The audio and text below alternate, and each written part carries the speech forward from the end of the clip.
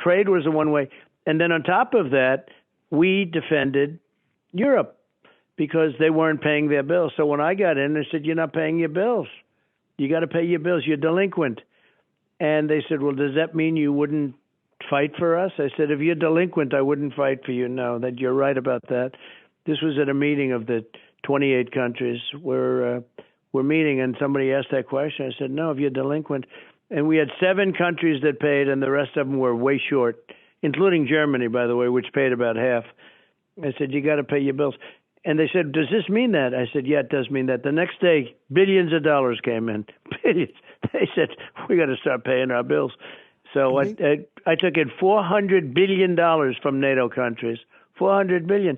But the United States, until I came along, we were paying for almost all of NATO. They weren't paying. We were paying for it. And then I look at this situation, and they want us to go over. But I will say that what Biden said was psychologically very weak and very bad. He said, oh, they're going in. Oh, it was almost like an invitation to go in. Yeah. No, we don't want to see that. But it was like an invitation. He said they're going in. Yeah. He said it depends on whether it's a minor incursion or not. And the White House had to spend days trying to sort that out. They never did, of course. But now come reports that that President Biden is considering sending 50,000 of our troops into NATO countries to provide, I guess, a force against at least 150 to 200,000 Russian soldiers on this western border with Ukraine. To start World War III. Yeah.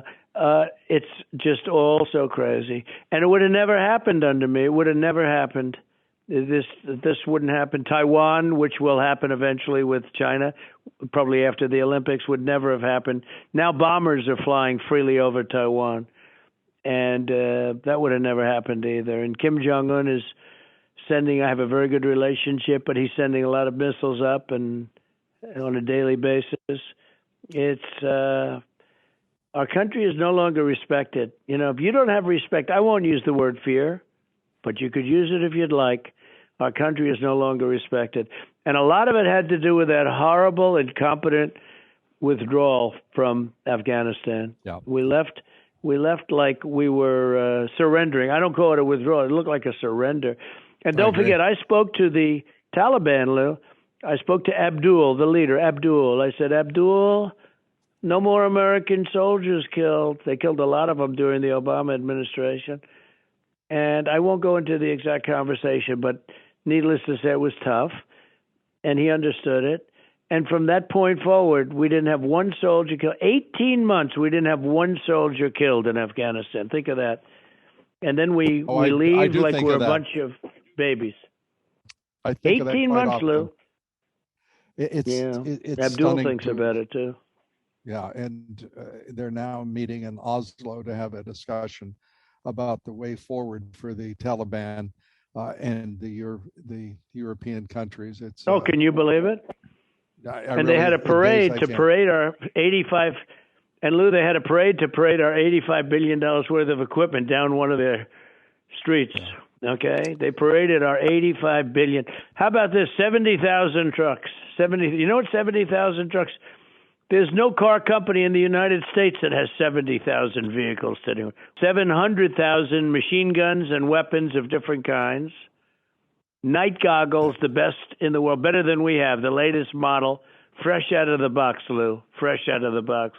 They're good fighters, the Taliban. They fight good. The Afghans are good fighters, but they never believed in fighting at night because they couldn't see. Now they can see.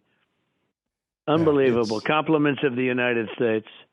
Well, and compliments of the president who made it possible, President Biden.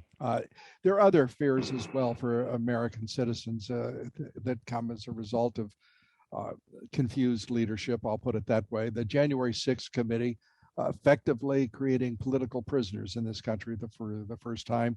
Attorney General Merrick Garland calling and apparently ready to prosecute parents as domestic terrorists because they raised their voices in a school board meeting.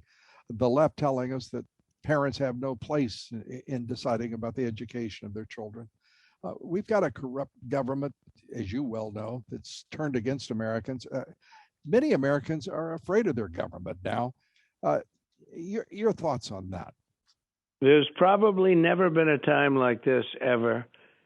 And don't forget, they went there to protest the results of the election. There were hundreds of thousands of people there, hundreds of thousands, went all the way back to the Washington Monument, and bigger than any crowd I believe I've ever spoken to. You never hear about that. They never show you the pictures of that crowd. They show you the people going down to the Capitol and all of that. They never talk about some of the agitators that were there, probably Antifa and Black Lives Matter, etc. They only talk about certain other things, and there's a lot of footage, there's a lot of tape, and they don't want to release it. There's some significant suggestion that FBI instigators were there as well. We don't know in what number and what role, but we do know that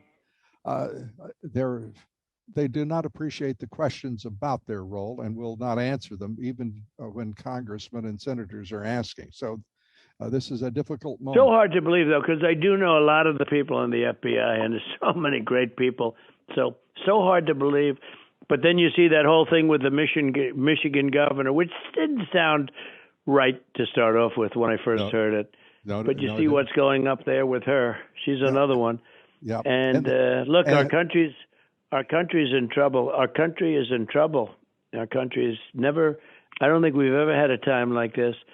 And the people are very upset. They're very angry about what's happening. They really are very angry. Is the Republican Party united behind you? Are the Republican rhinos, are they willing to step forward and follow your leadership? Are they ready to put America first? Are they ready to understand that you are the leader of the party? Well, I think so. I mean, everybody I endorse just about wins. You know, I have an almost unblemished record. Hundreds of people I endorse. Recently in Ohio, I endorsed a man who's a wonderful guy. He ran for Congress and he won, and a lot of people running against him, and he won. And the people I endorse win. I think the record's 158-2. It's a record that is. I don't think anybody's ever had a record like this. If you look at the governor of Virginia, without my support, he would not have won. You know, they like to say, maybe this is a new way where you can run without Trump's support. No, I helped him. He wrote me a beautiful letter. I helped him a lot, and I'm glad I helped him. Nice guy, good guy. He seems to be, absolutely. And he, you know, he wouldn't have won. And, you know, when we help, I think largely it's unified.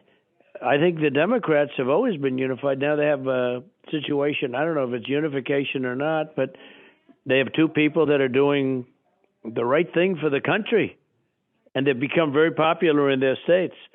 But they're doing the right thing for their country. I mean, Democrats don't mind. It looks like they don't mind ripping our country apart. What they're doing is so bad and so evil.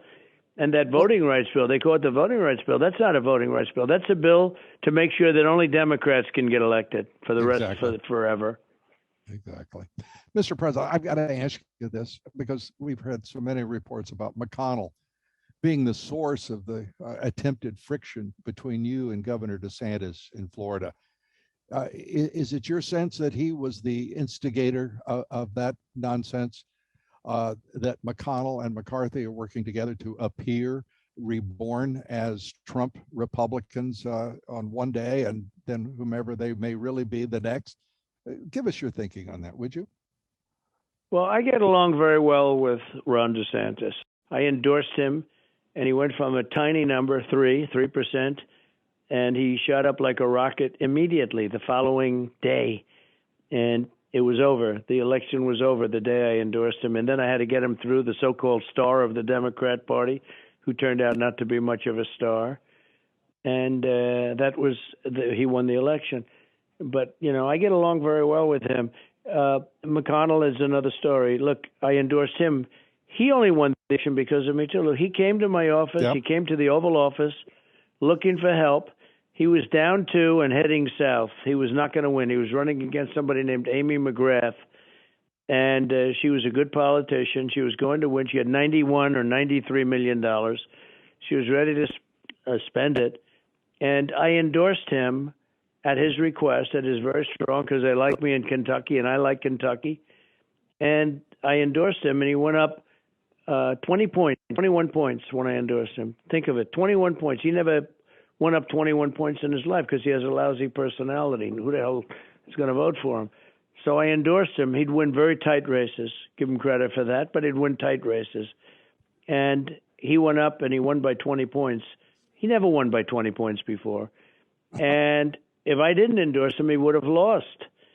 And then he goes out and makes that stupid speech, which really was a bad speech for Republicans.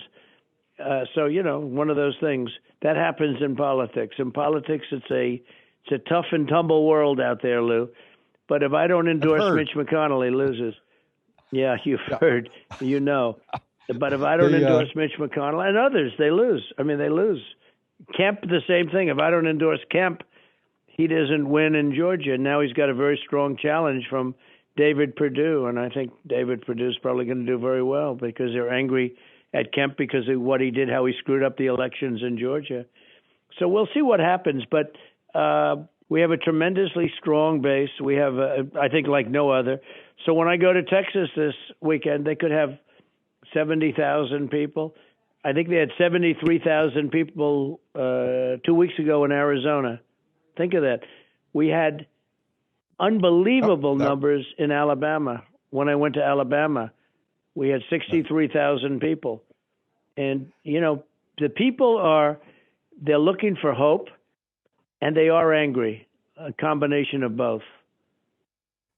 That's just about, by my calculations, that's about what many people said that was about the total tally for Biden in 2020. Those numbers, but I don't remember ever seeing. Well, it was pretty strange because I'd go to Arizona, and I'd have 42,000 people show up 3 times, 2 or 3 times, I think 3 times, and Biden would go and he wouldn't get. He literally couldn't fill up the 8 circles in front of him. They had those big, beautiful circles, which were artistically done, but they couldn't fill up the circles. And then you hear you lost. You lost. How did you lose? I can't even. It's ridiculous. I know how it's a shame for this country. Yeah, I know how my family and I and my friends felt in disbelief and shock. I can only imagine yours and your family. It's yep. And I think that as Americans look around at what is happening right now, they would have missed you mightily no matter what. And I won't speak for them, but I will speak for myself. We miss you mightily, Mr. President, and we wish you all of the best. And it's just great to hear your voice and your vision. The country desperately needs you in every capacity that you want to embrace. We hope it's, as they say, for the whole enchilada. So. Thank you, Mr. President, for being with us. We're very grateful. God bless you. Well, thank you, Lou. It's an honor. And say hello to your family. And I'll see you soon. And it's so important that your voice is out there. And everybody appreciates that. Thank you very much. Thank you, Mr. President.